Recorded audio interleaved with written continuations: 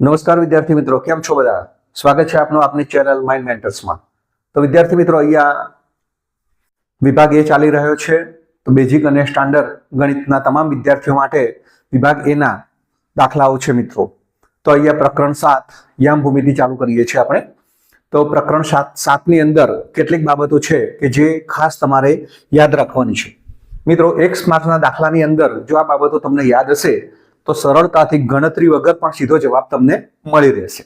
તો અહીંયા બે બિંદુ વચ્ચેનું અંતર મિત્રો તમારે ખાસ આમાં યાદ રાખવાનું છે કે 1 માર્ક્સના ટૂંકા દાખલાઓમાં આ પ્રકારનો દાખલો પૂછાઈ શકે છે કે PQ બરાબર વર્ગમૂળમાં x1 - x2 hall square plus y1 - y2 whole square. ત્યારબાદ મિત્રો x ની કિંમત અચળ હોય કે x બરાબર 5 તો એ રેખા y અક્ષને સમાંતર રેખા હશે, અને y ની કિંમત અચળ હોય કે y બરાબર 3 તો એ રેખા હશે એ x અક્ષને સમાંતર હશે. તો મિત્રો અહીંયા x બરાબર 5 તો કોને સમાંતર હશે કે y બરાબર 5 તો એ કોને સમાંતર હશે? જ્યારે એવો ટૂંકો પ્રશ્ન પૂછાય તો મિત્રો આના પરથી તમને સરળતાથી આવડી જશે. ત્યારબાદ મિત્રો અહીંયા બિંદુ xy નું x અક્ષથી લંબ અંતર. તો મિત્રો આ પ્રકારના દાખલા ખાસ પૂછાય છે 1 માર્કની અંદર કે બિંદુ xy નું x અક્ષથી લંબ અંતર. તો એનો બિંદુનો કયો યામ આવશે મિત્રો? અહીંયા માત્ર y યામ આવશે અને x યામ મિત્રો 0 હશે. અને બિંદુ xy નું y અક્ષથી લંબ અંતર, તો y અક્ષથી લંબ અંતર કીધું હોય તો મિત્રો અહીંયા બિંદુનો જે x યામ છે એ તમારે જવાબમાં લખવાનો છે મિત્રો. અહીંયા દાખલા આવે જ છે તો એના પરથી તમને આ ખ્યાલ આવશે કે આ સૂત્રનો ઉપયોગ આપણે કઈ રીતે કરી શકીએ છીએ. ત્યારબાદ મિત્રો અહીંયા લંબપાદના યામ લખવાના થાય છે.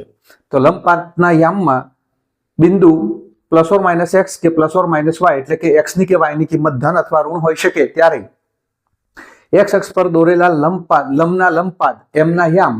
તો મિત્રો અહીંયા x અક્ષ પર દોરેલો લંબ હશે તો હંમેશા માત્ર x નું મૂલ્ય આવશે, y નું મૂલ્ય 0 આવશે. અને એ જ રીતે મિત્રો અહીંયા બિંદુ +or-x +or-y થી y અક્ષ પર દોરેલા લંબના લંબપાદ હશે તો મિત્રો અહીંયા માત્ર y નું મૂલ્ય આવશે અને x નું મૂલ્ય કેટલું આવશે મિત્રો? 0 આવશે. એ બાબત તમારે ખાસ ધ્યાનમાં રાખવાનું છે. અહીંયા જે આપણે એક્ઝામ્પલની ગણતરી કરીશું એમાં આ પ્રકારના દાખલા આવશે એટલે તમને સૂચવીશું કે આ રીતે આ દાખલો માત્ર આટલી શોર્ટ ટ્રીકથી ગણી શકાય છે. ચાલો મિત્રો હવે આપણે દાખલાની શરૂઆત કરીએ. તો અહીંયા પહેલું છે કે બિંદુઓ મિત્રો બે બિંદુ વચ્ચેનું અંતર શોધવા માટેનું સૂચવ્યું છે આપણને.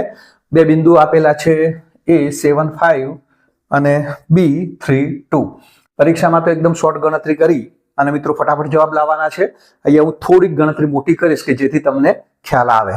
તો અહીંયા વચ્ચેનું અંતર શોધવાનું છે મિત્રો. તો AB બરાબર તમને ખ્યાલ છે કે વર્ગમૂળમાં x1 - x2 hall square plus y1 - y2 hall square. તો અહીંયા મિત્રો x1 - x2 એટલે કે 7 - 3 આખાનો વર્ગ વત્તા 5 - 2 આખાનો વર્ગ. તો મિત્રો અહીંયા 7 - 3 એટલે કે 4 નો વર્ગ અને 5 - 2 એટલે કે 3 નો વર્ગ. અહીંયા 4 નો વર્ગ કેટલો આવે છે મિત્રો? 16. 3 નો વર્ગ આવે છે 9. 16 ના 9 મિત્રો કેટલા થાય છે? 25. અને 25 નો વર્ગમૂળ કેટલો આવે છે મિત્રો? 5. તો બે બિંદુ વચ્ચેનું અંતર કેટલું મળે છે મિત્રો? અહીંયા 5. તો જ્યારે પણ આવો દાખલો પૂછાયો અને બે બિંદુ વચ્ચેનું અંતર શોધવાનું હોય તો મિત્રો આ સૂત્રની મદદથી આપણે સરળતાથી શોધી શકીએ છીએ. તો આ બાબતનું ખાસ ધ્યાન રાખશો. ત્યારબાદ મિત્રો અહીંયા બીજો ટૂંકો દાખલો જોઈએ આપણે કે A અને B બે બિંદુ આપેલા છે ને એમના વચ્ચેનું અંતર શોધવાનું કહ્યું છે. એમાં A ની વેલ્યુએશન આપેલી છે 0, A sin θ અને B ની વેલ્યુએશન આપી છે A cos θ અને 0. તો મિત્રો અહીંયા બે બિંદુ વચ્ચેનું અંતર જ્યારે આ પ્રકારનું આપેલું હોય તો બે બિંદુ વચ્ચેનું અંતરનું સૂત્ર આપણને યાદ છે. AB = x1 - x2 hall square plus y1 - y2 whole square. આ સૂત્રનો આપણે ઉપયોગ કરી શકીએ છીએ મિત્રો. તો અહીંયા 0 - A cos θ whole square plus સેકન્ડમાં A sin θ - 0 હોલ સ્ક્વેર. તો મિત્રો અહીંયા વર્ગમૂળની અંદર અહીંયા 0 છે એટલે મિત્રો માત્ર ખાલી શું આવશે? અને અહીંયા માઇનસ છે પરંતુ ઉપર વર્ગ છે તો વર્ગ છે તો અહીંયા A નો વર્ગ અને cos વર્ગ θ બંનેનો વર્ગ થશે. પ્લસ અહીંયા પણ A sin θ -0 છે એટલે માત્ર ખાલી A નો વર્ગ અને sin વર્ગ θ આ પ્રકારની વેલ્યુએશન આવશે. મિત્રો હવે વર્ગમૂળની અંદર આપણે કોમન શું કાઢીશું? તો A નો વર્ગ અહીંયા કોમન નીકળે છે અને cos વર્ગ θ વત્તા sin વર્ગ θ.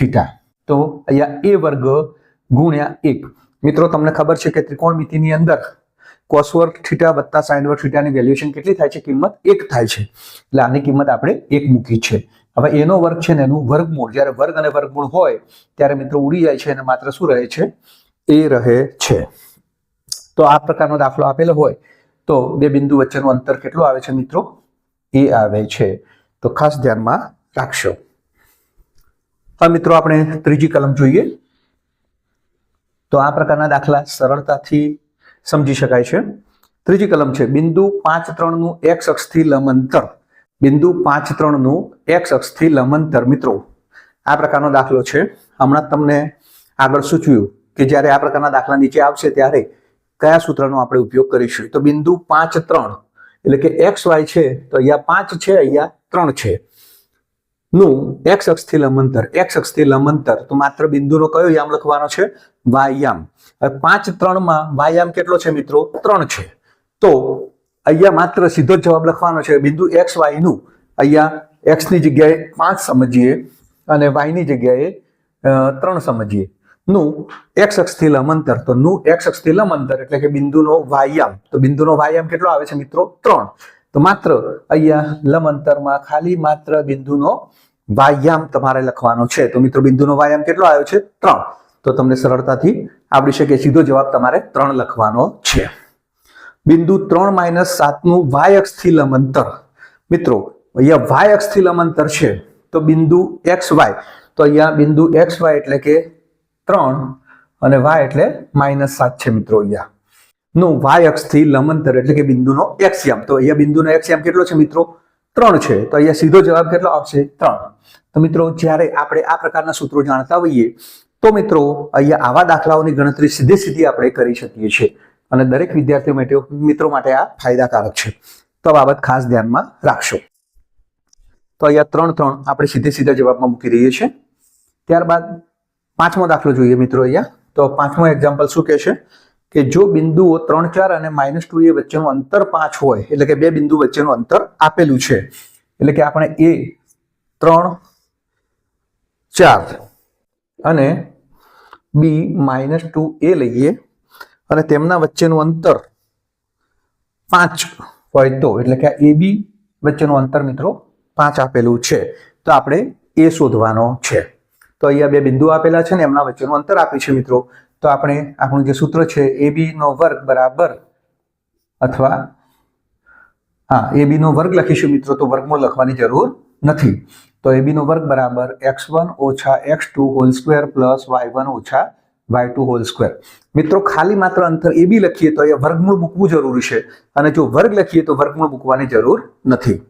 તો અહીંયા ab એટલે કે 5 છે તો 5 નો વર્ગ બરાબર x1 એટલે કે 3 ઓછા x2. x2 ની કિંમત -2 છે એટલે માઇનસ મિત્રો કેટલા થઈ જશે? માઇનસ પ્લસ એટલે કે 3 + 2 આખાનો વર્ગ પ્લસ y1 - y2 એટલે કે 4 - a આખાનો વર્ગ. તો મિત્રો આ રીતે થશે. હવે આપણે એનું સાદુરૂપ આપીશું. તો 5 નો વર્ગ કેટલો થાય છે મિત્રો? તો 5 નો વર્ગ 25 થાય છે. 3 ને 2 5, 5 નો વર્ગ આ પણ 25 થશે મિત્રો. ત્યારબાદ આનું સાદુરૂપ 4 નો વર્ગ 16 ઓછા 4 દુ 8a વત્તા a નો વર્ગ. તો આ રીતે અહીંયા a ઓછા b નો હોલ વર્ગ. તો એનું સૂત્ર આપણને ખબર છે a વર્ગ ઓછા 2ab વત્તા b નો વર્ગ. તો એ મુજબ અહીંયા આપણે લખ્યું છે. ચાલો મિત્રો આને હવે વ્યવસ્થિત ગોઠવી દઈએ. તો a નો વર્ગ ઓછા 8a વત્તા 16 વત્તા 25 ઓછા 25. આ 25 છે આપણે એને આ બાજુ લાવ્યા તો 25 ઉડી જાય છે. તો અહીંયા a વર્ગ ઓછા 8a વત્તા 16 બરાબર 0. મિત્રો આ પૂર્ણ વર્ગ પદાવલી છે તો સીધો આપણે a ઓછા 4 આખાનો વર્ગ લખી શકીએ અથવા એ ના આવડે તો તમે ભાગ પાડી શકો. તો 16 છે. 16 એટલે 4 ચોગુ 16, 4 ને 4 8. મિત્રો એ રીતે પણ કરી શકો છો. અને પૂર્ણ વર્ગ પદાવલી કોને કહે છે મિત્રો? કે પ્રથમ પદનું વર્ગમૂળ હોય, છેલ્લા પદનું વર્ગમૂળ. પ્રથમ પદનું વર્ગમૂળ એટલે કે a, છેલ્લા પદનું વર્ગમૂળ એટલે કે 4 એટલે કે 4a અને એને 2 વડે ગુણવામાં આવે તો જો મધ્યમ પદ મળતું હોય 8a મધ્યમ પદ મળે તો એ પૂર્ણ વર્ગ પદાવલી તરીકે ઓળખવામાં આવે છે. તો એ પૂર્ણ વર્ગ છે. તો પૂર્ણ વર્ગ હોય તો મિત્રો સીધું a નો વર્ગ છે તો એનું વર્ગમૂળ a, મધ્યમ પદનું માત્ર ચિહ્ન આવશે અને છેલ્લા પદનું વર્ગમૂળ એટલે કે 4 આખાનો વર્ગ બરાબર 0 મળે છે. મિત્રો a ઓછા 4 આખાનો વર્ગ બરાબર 0 એટલે એનો મતલબ a ઓછા 4 બરાબર શું કહેવાશે? 0 કહેવાશે. તો માટે a બરાબર 4. તો મિત્રો અહીંયા જવાબ આવે છે એની કિંમત કેટલી આવે છે મિત્રો 4 આવે છે। તો આ રીતે તમને આવડી ગયો હશે। થોડી રીત મોટી છે મિત્રો, પણ સરળતાથી ગણી શકાય એમ છે।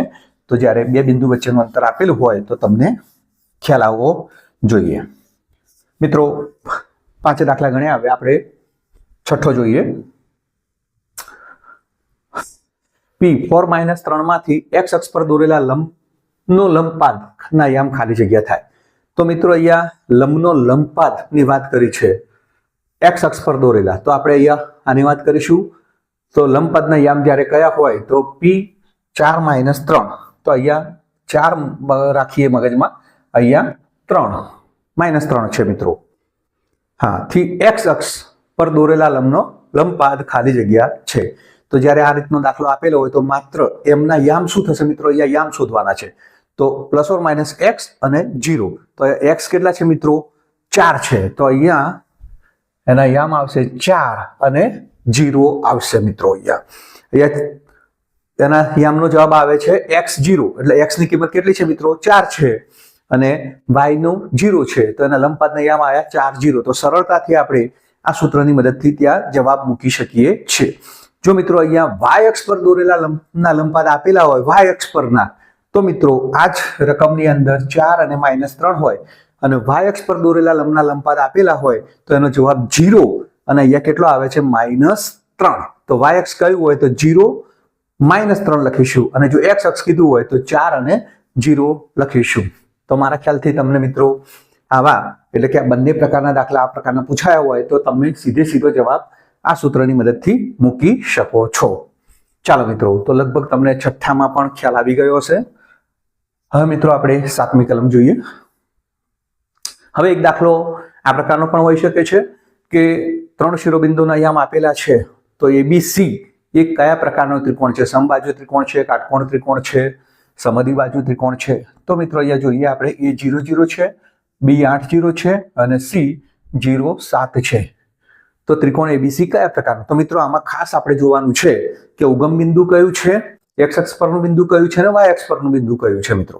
તો અહીંયા આપણે ખાસ આ રીતે માત્ર નાનો આકૃતિ દોરી અને તો B 8 0, તો 8 0 એટલે કે હંમેશા 8 0 એટલે કે B 8 0 એ x અક્ષ પરનું બિંદુ હશે મિત્રો। અહીંયા x યામ આપેલો છે, y યામ 0 છે એટલે x અક્ષ પરનું બિંદુ।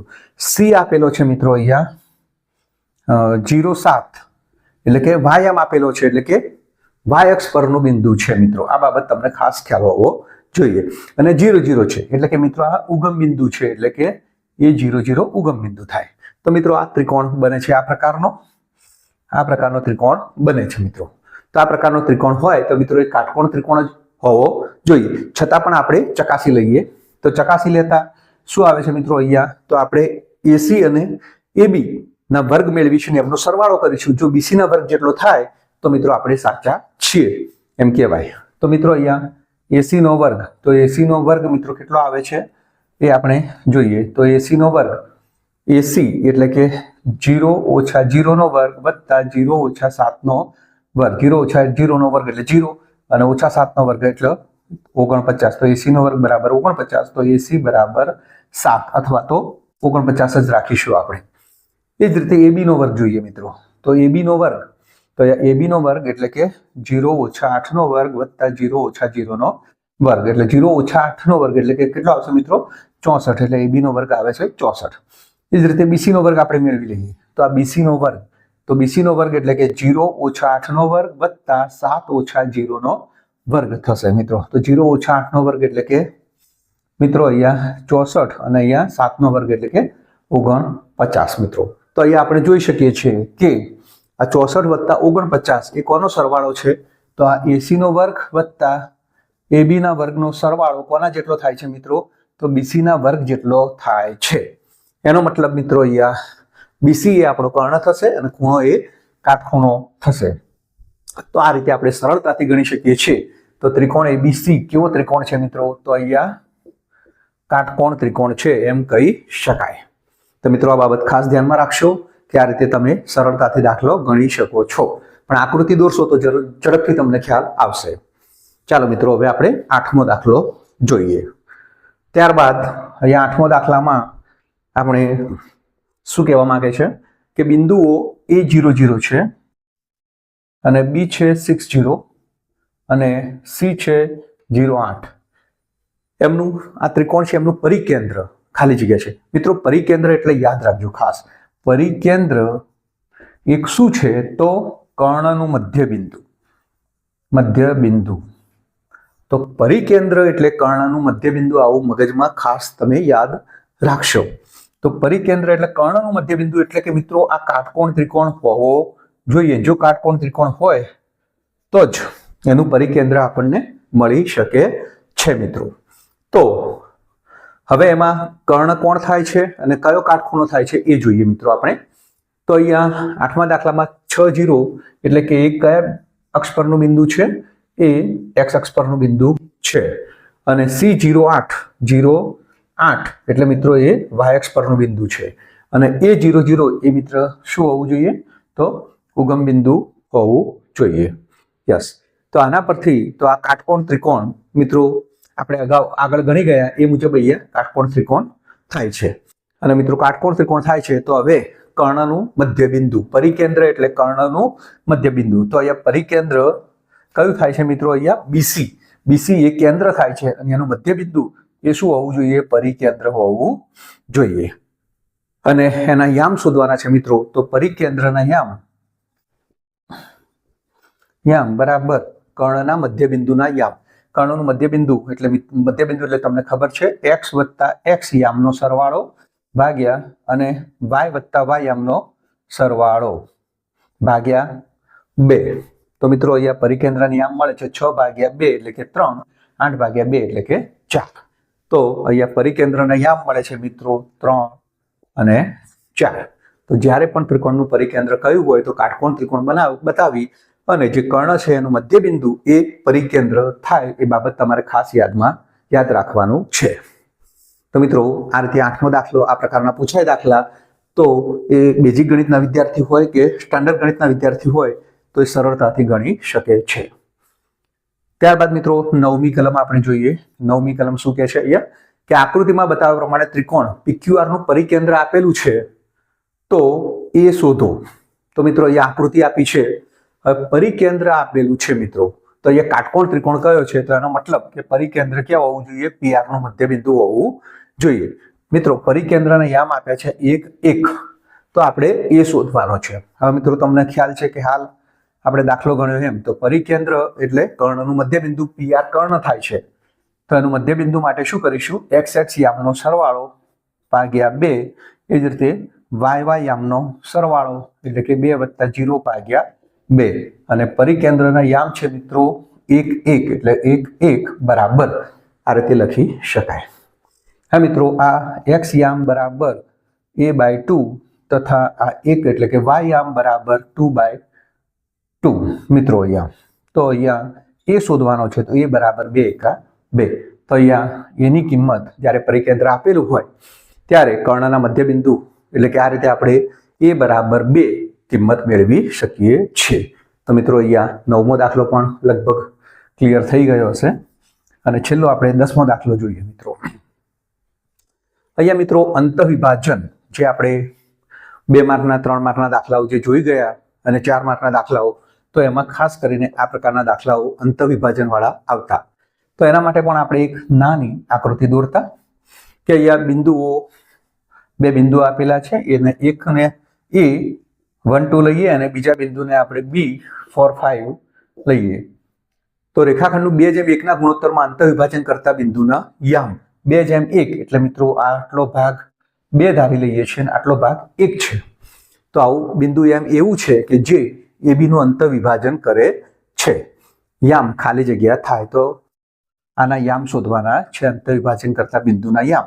આપણે યામ ધારી લઈએ કે M બિંદુ કે MXY એ અને B નું અંતઃવિભાજન કરે છે મિત્રો. તો હવે 2:1 ગુણોત્તર છે. તો મિત્રો આનું સૂત્ર પણ તમને આવડે છે, આપણે શોર્ટમાં જ ગણીએ છીએ. 2 ને આપણે x યામ સાથે ગુણીશું અને 1 ને a ના x યામ સાથે ગુણીશું. નીચે બંનેનો સરવાળો 2 + 1 એટલે કે 3.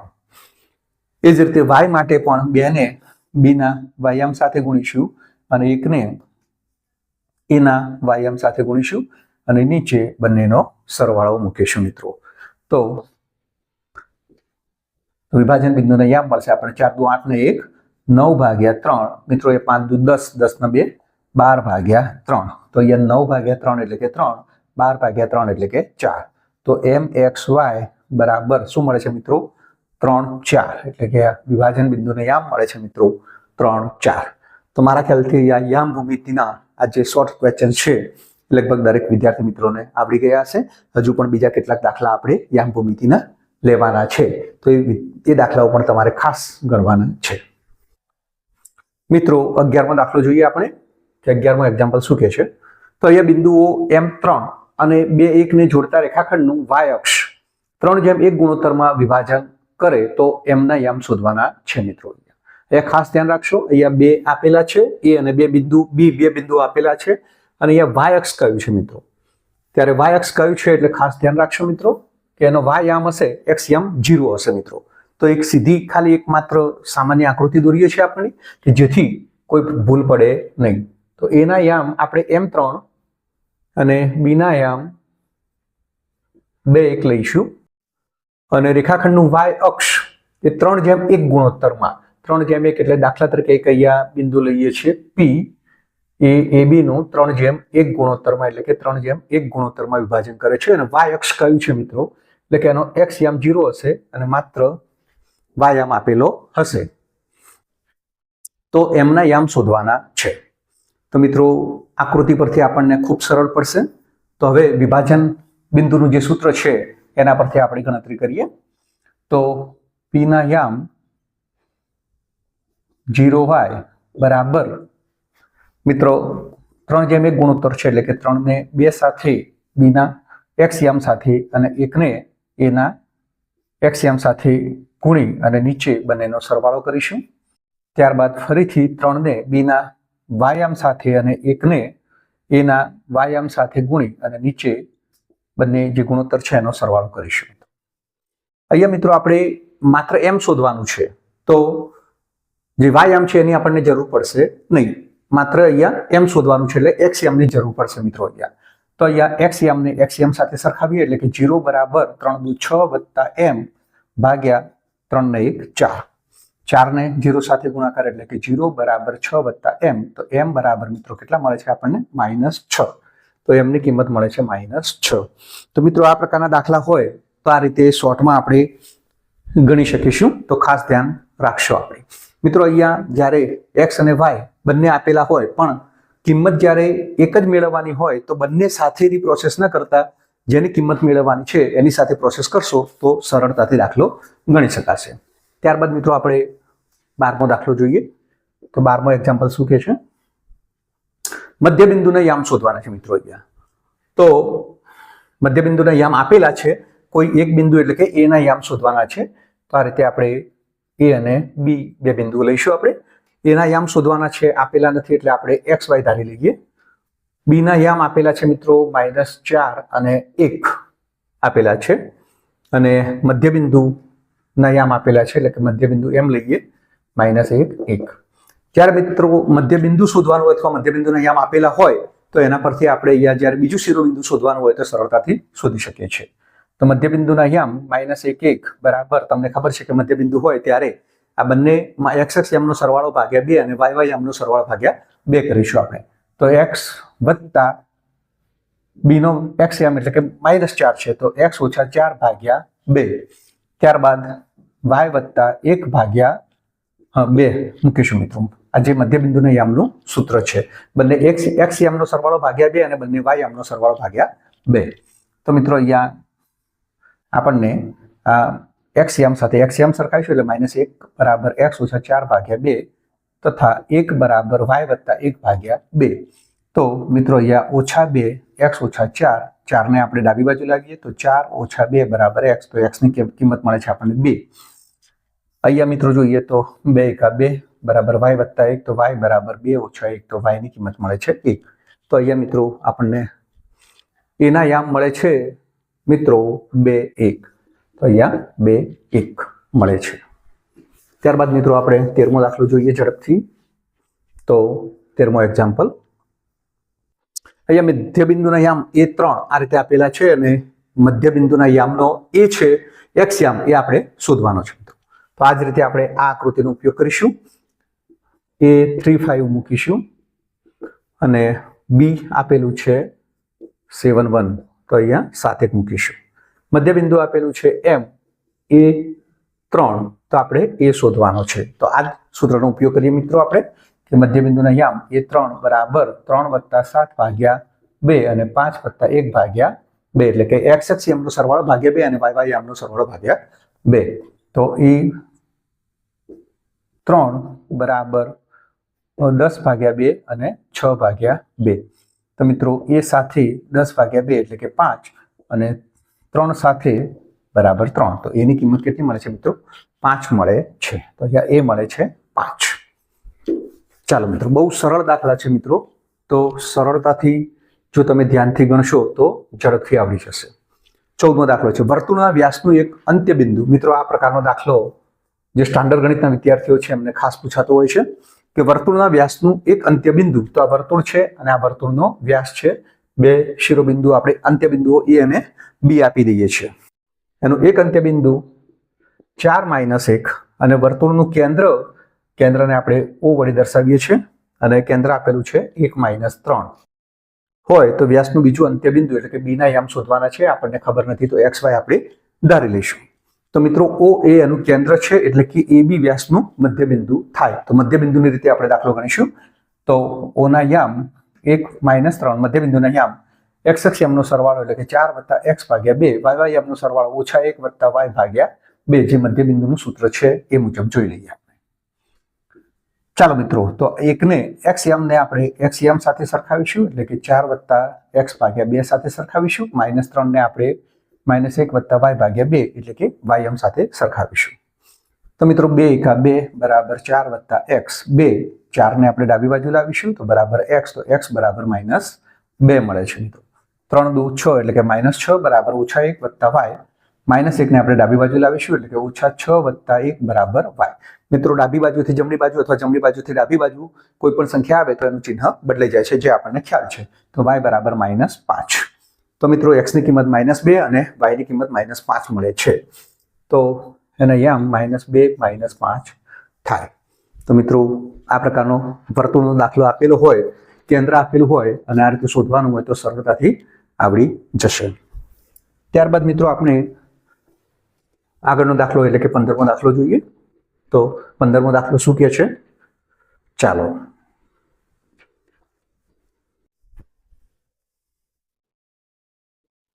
15મો એક્ઝામ્પલ.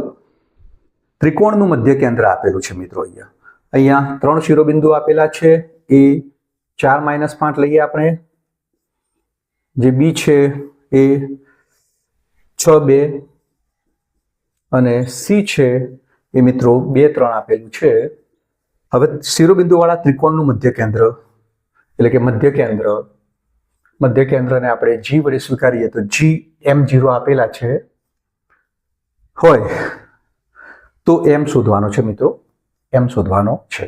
હવે જ્યારે 3 શિરોબિંદુ હોય તેનું મધ્ય કેન્દ્ર આપેલું હોય, 2 શિરોબિંદુ હોય તો બંને x યામનો સરવાળો ભાગ્યા 2, બંને y યામનો સરવાળો ભાગ્યા 2. પણ જ્યારે 3 શિરોબિંદુ હોય અને મધ્ય કેન્દ્ર કીધું હોય તો મિત્રો આ ત્રણેયના x યામનો સરવાળો ભાગ્યા 3 અને ત્રણેયના y યામનો સરવાળો ભાગ્યા 3 એ કોના જેટલો થાય છે? એના મધ્ય કેન્દ્રના મૂલ્ય જેટલો થાય છે. તો મિત્રો અહીંયા આપણે મૂકીએ કે M0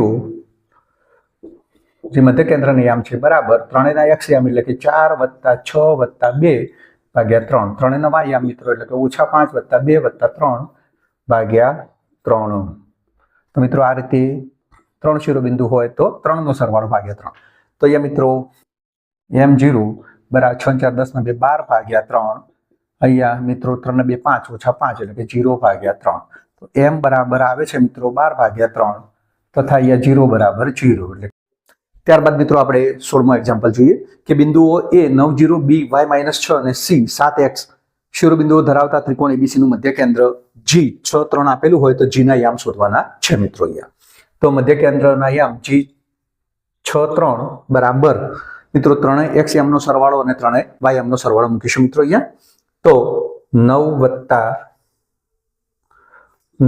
+ y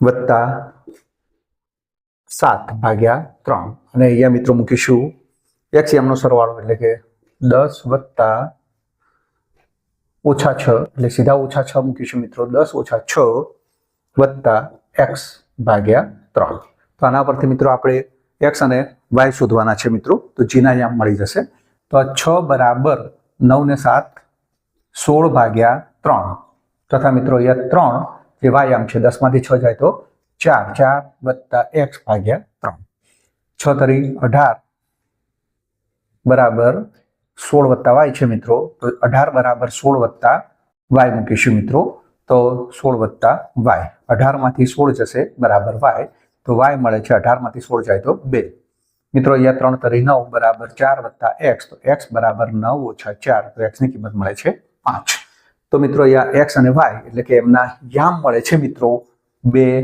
5 મિત્રો અહીંયા y છે પણ એ x યામની કિંમત છે અને અહીંયા x છે એ y યામની કિંમત છે એટલે આનો જવાબ આવશે 2 5 તો જીના યામ મળે છે 2 5 મળે છે ત્યારબાદ મિત્રો આપણે 17મો દાખલો જોઈએ તો 17મો દાખલો શું કહે છે તો 17મા એક્ઝામ્પલની અંદર આલેખ પરથી OA² મિત્રો અહીંયા OA² શોધવાનો છે અહીંયા ખાસ ધ્યાન રાખશો મિત્રો અહીંયા જ્યારે OA એટલે કે બે બિંદુ વચ્ચેનું અંતર છે પણ O ના યામ આપ્યા નથી O ના યામ નથી આપ્યા પણ મિત્રો આપણને ખબર છે કે યામ સમતલની અંદર O એ મધ્ય કેન્દ્ર છે અથવા નિયત બિંદુ છે અથવા ઉગમ બિંદુ છે જેના યામ 0 0 થાય તો અહીંયા OA નો વર્ગ બરાબર કેટલો થશે મિત્રો આપણને ખ્યાલ છે કે અંતરનું સૂત્ર a - 0 આખાનો વર્ગ વત્તા b - 0 આખાનો વર્ગ એટલે કે a નો વર્ગ વત્તા b નો વર્ગ OA નો વર્ગ તો અહીંયા OA શોધવાનું છે મિત્રો તો વર્ગમૂળની અંદર a વર્ગ વત્તા b વર્ગ આવશે અને જો OA વર્ગ કયું હોય તો મિત્રો અહીંયા માત્ર a નો વર્ગ વત્તા b નો વર્ગ મૂકીશું પણ માત્ર OA કયું હોય તો વર્ગમૂળમાં a નો વર્ગ વત્તા b નો વર્ગ તો પરીક્ષામાં મિત્રો જોવાનું કે OA આપેલું છે કે OA નો વર્ગ આપેલો છે એ મુજબ મિત્રો આપણે એને જવાબ મૂકવાનો છે